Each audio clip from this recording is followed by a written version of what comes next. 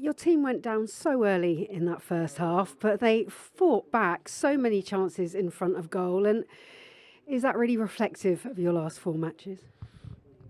Yeah, it's a big reflection today because when when you come out with great expectation to start the game and want the crowd to get behind you and will you to go forward and give them something to sing about, you make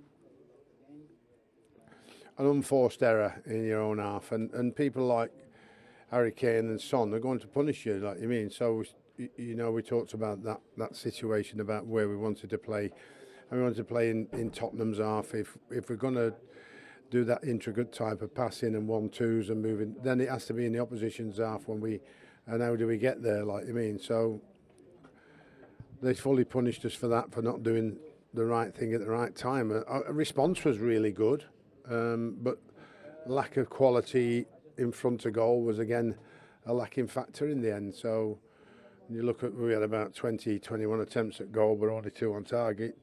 Tells another big story about our season, and I think that when you see the opposition having 11 attempts at target and scoring 4 shows, the vast gap difference between the two sides. Like, I mean, effort fine, commitment fine, quality on occasions good, but then when you get yourself back in the game, when you start the second half, you do the same thing you did in the first.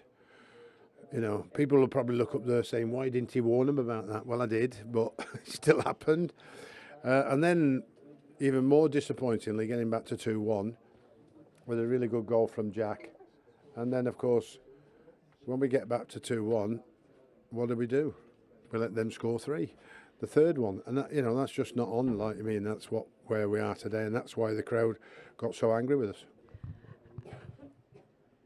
Andrea Radrizzani is not here, and when we talk about players needing to fight, I think the fans were very angry that he wasn't. He's done some great things for this club. He's brought back Ellen Road, who's taken this team on a journey, but if he's not taking them forward, do you believe the 49ers should invest in this team still because they have such a fantastic fan base, and would you like to be a part of their future?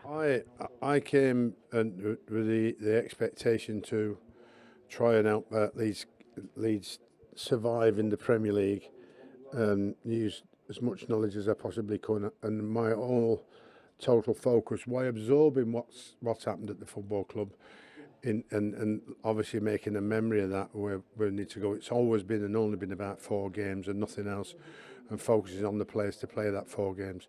And it's always been about, now when we finish to be where we are, is to have that conversation, see where that conversation goes, who is and who will be in charge of the football club, and when all that's been discussed, if that's suitable for them, for me, and for everybody else, then that decision will be made. I think probably next week, but there's such an amount to be discussed.